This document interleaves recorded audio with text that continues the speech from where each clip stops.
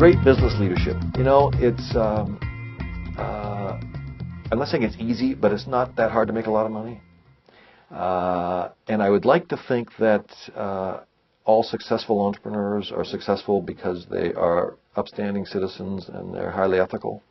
But I have too many data points to suggest that that's the case.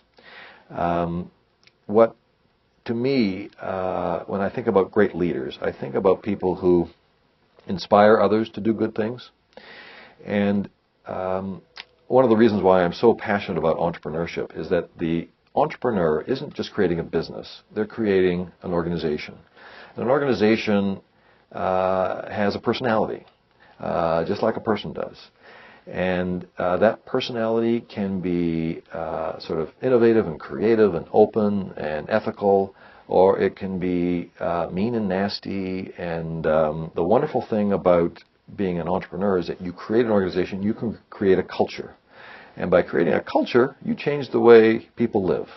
And you can provide an opportunity for people to pursue their kind of hopes and dreams.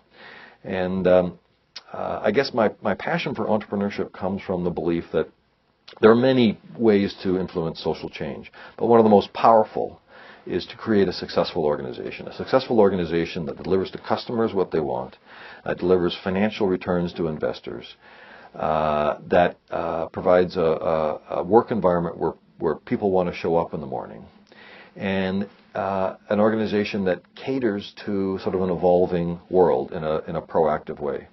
And in the last 10 years, specifically in the last 10 years, even the last 5 years, we've seen this whole emergence of this group of social entrepreneurs who are using the principles of entrepreneurship to achieve some kind of broader social mission.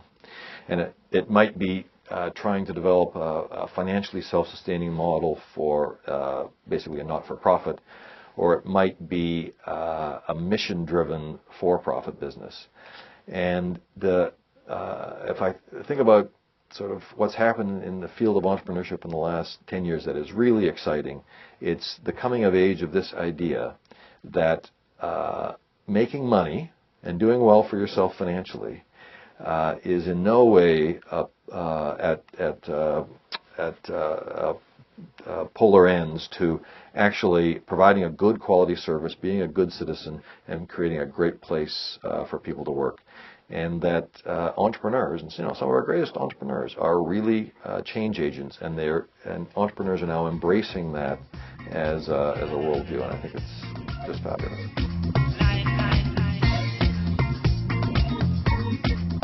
Can leadership be taught? Well,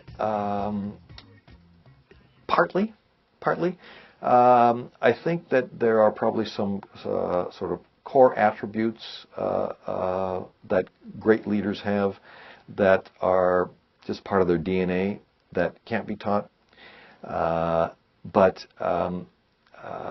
there are some things that can't be developed without coaching and can't be developed without learning and feedback. So,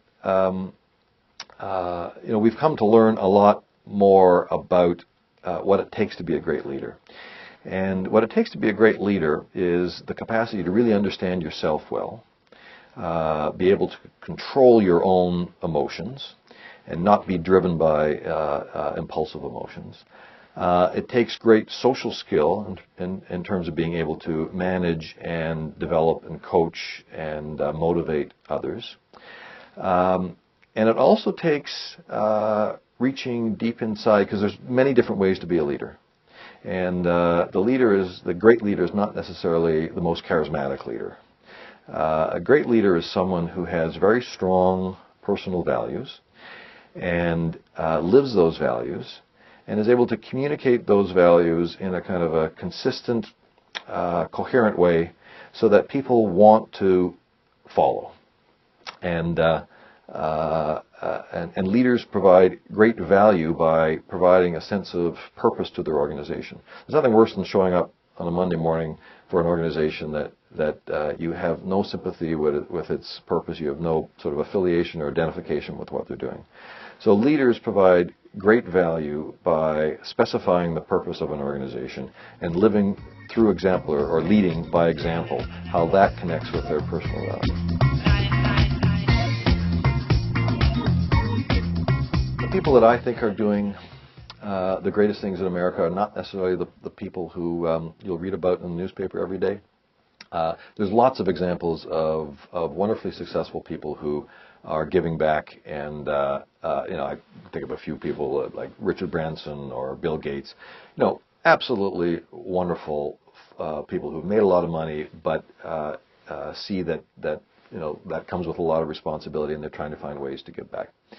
But there we're sort of, again, selecting on the dependent variable. These are people that have already made it, and we're also selecting on that sample of people who have made it who also feel that need to give back.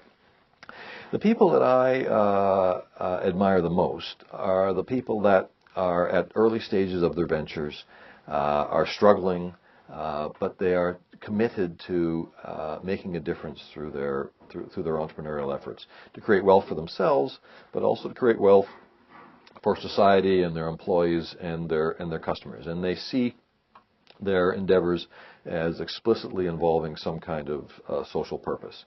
And these folks, whether their businesses succeed or not, and certainly not all are going to succeed, they still will have made, I think, a huge positive difference, even just by their efforts.